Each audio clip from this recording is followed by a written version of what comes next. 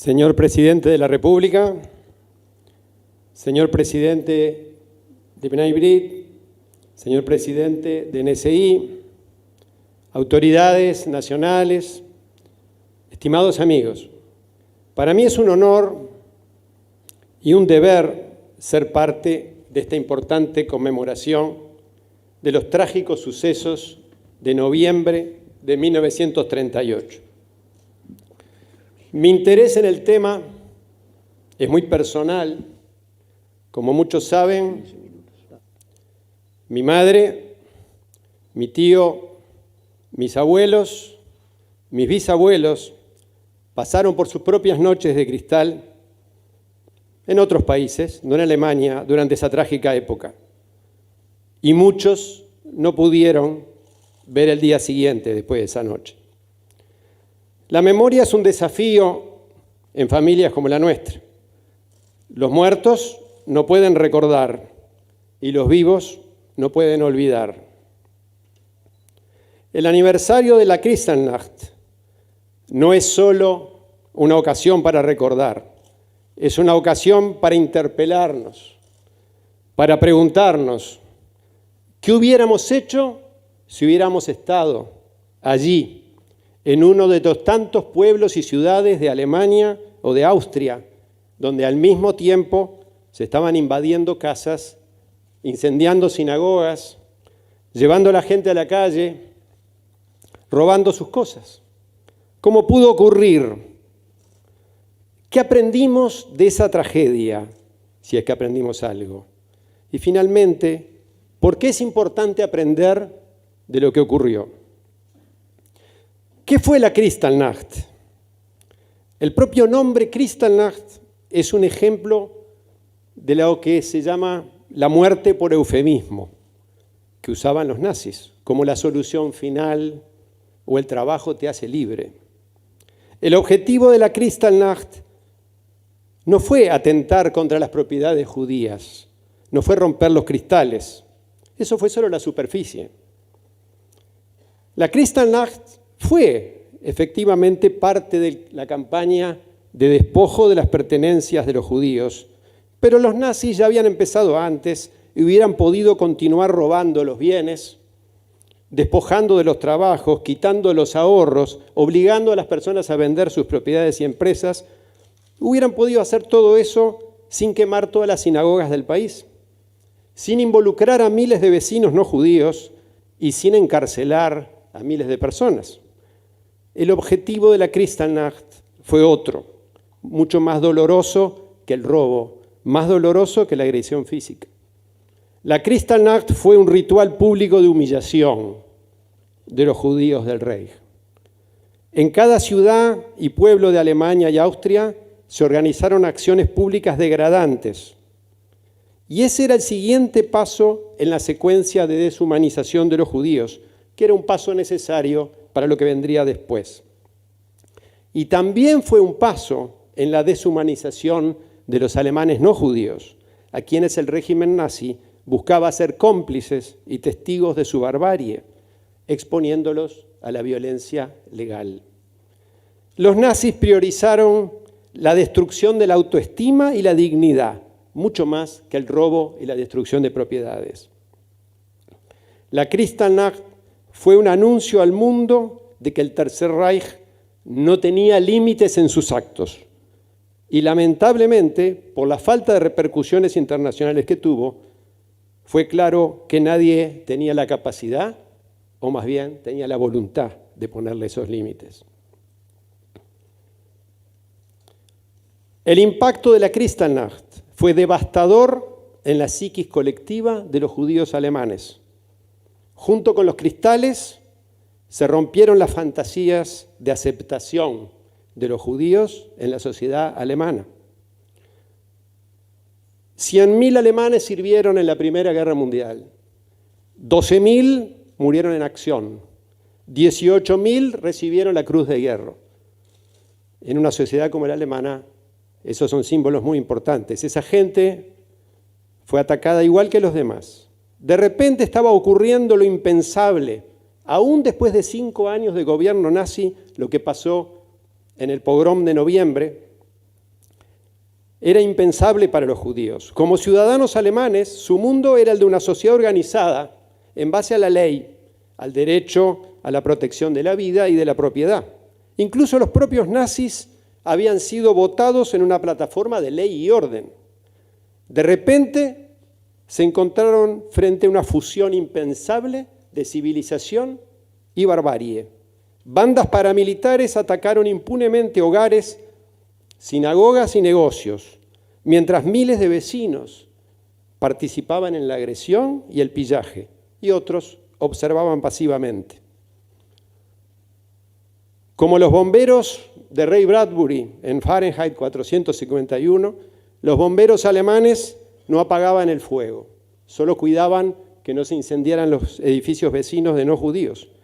La policía no detenía a los vándalos, la policía solo se ocupaba que los judíos no pudieran escapar. Todos los indicadores de una sociedad civilizada se apagaron de repente al mismo tiempo. Fue el gran apagón de la civilización en la noche de los cristales rotos. La Kristallnacht apuntaba a hacer entender a los judíos y no judíos que ya no eran parte del mismo mundo. Los vidrios rotos, que fue una expresión acuñada por Joseph Goebbels, en realidad proyectan un intenso simbolismo. Simbolizan la decadencia de edificios y metafóricamente la decadencia de comunidades humanas. Fíjense que el vidrio roto refracta la luz y la refracción produce dos imágenes, una a cada lado de la superficie refractaria. Una era la visión de los alemanes no judíos y la otra la de los judíos. El ominoso mensaje de la Kristallnacht es que era imposible pertenecer a ambas categorías.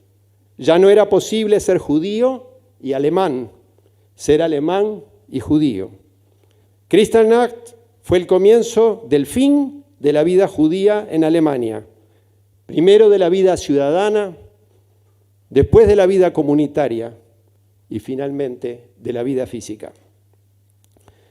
Los nazis no buscaban solo la muerte de los judíos, buscaban la muerte del judaísmo, al mismo tiempo que la vida eterna del Reich. ¿Cómo pudo ocurrir la Kristallnacht? Esas son preguntas difíciles de contestar y dolorosas de plantear. ¿Cómo pudo ocurrir un pogrom con decenas de miles de víctimas y perpetradores en pleno siglo XX, en uno de los países más educados del mundo? ¿Cómo pudieron los vecinos observar pasivamente y en algunos casos entrar y robar de las casas? ¿Cómo pudieron la mayoría de los países no ofrecer refugio? ¿Podrían países como el nuestro haber ayudado más? ¿Qué hubiéramos hecho nosotros personalmente si vemos a nuestros vecinos siendo arrastrados por bandas paramilitares a la calle, su casa destruida? Esta introspección ética nos tiene que ayudar a internalizar el riesgo moral de la inacción. ¿Por qué es importante aprender de lo que ocurrió? Es tan importante el deber de aprender como la necesidad de recordar. No se puede aprender sin recordar, pero se puede recordar sin aprender. Como dice el eminente historiador Saul Friedlander, el recuerdo ritual que no interpela, que no enseña, no es un real homenaje a las víctimas y tampoco es una censura moral a los perpetradores. En definitiva, el recuerdo ritual es un acto de exorcismo, dice él, como si la Kristallnacht o la Shoah fueran actos sobrenaturales y que en definitiva no tienen responsables humanos. Aprender sobre lo que pasó es necesario, aunque no suficiente, para prevenir tragedias similares. Es necesario para entender hasta dónde puede llegar la crueldad cuando no es confrontada. Es necesario para reconocer y prepararse frente a las consecuencias de la indefensión. Aprender sobre la Kristallnacht es importante porque nos alerta cómo pueden evolucionar los prejuicios a persecuciones, las persecuciones a matanzas y las matanzas a genocidios. La importancia, por lo tanto, de reconocer y frenar esos procesos en etapas tempranas, desde la mente y el alma de uno hasta su familia, hasta su escuela, hasta su barrio, hasta su ciudad, hasta su país. No todo prejuicio termina en genocidio, pero todo genocidio ha comenzado por prejuicios. Es un error concebir la Kristallnacht como un evento del pasado desconectado de nuestro tiempo. Aunque cada situación histórica es única, las fuerzas que las impulsan se repiten. La intolerancia, la discriminación, el despojo, la indiferencia, las matanzas organizadas alcanzaron una proporción inconcebible en la Alemania nazi, pero también existen en nuestra época. Piensen, por ejemplo, cerca nuestro, el atentado a la AMIA en Argentina en 1992 fue una agresión barbárica contra judíos en su edificio más emblemático. Murieron más judíos en ese atentado en proporción a la población que en la Kristallnacht. Según la justicia argentina, al igual que la Kristallnacht, fue organizado por un Estado extranjero. A diferencia de la Kristallnacht, por la cual se procesaron a 7.000 personas, el crimen de la AMIA continúa impune. ¿Qué pasó después de la Kristallnacht?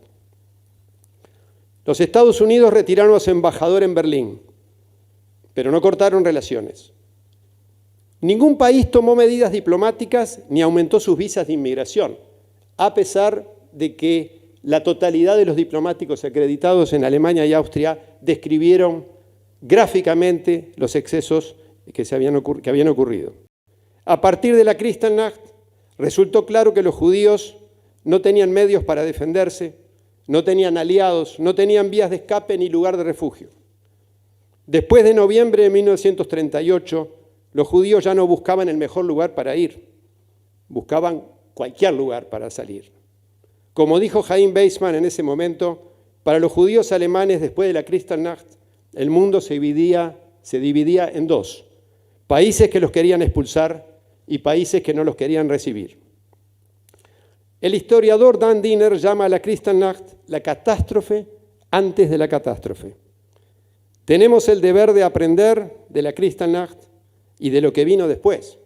Wannsee, deportaciones, guetos, campos de concentración, campos de exterminio, como los círculos de Dante.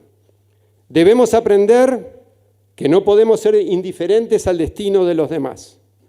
Debemos aprender que todos los humanos formamos parte de un tejido común y debemos aprender que no debemos permitir que algo así ocurra nunca más. Nunca más indefensos, nunca más solos, nunca más desunidos. Gracias, presidente, por acompañarnos hoy. Gracias a todos ustedes por haber venido hoy aquí. Gracias a la Beneverit por continuar encendiendo las velas del recuerdo y de la esperanza. Muchas gracias.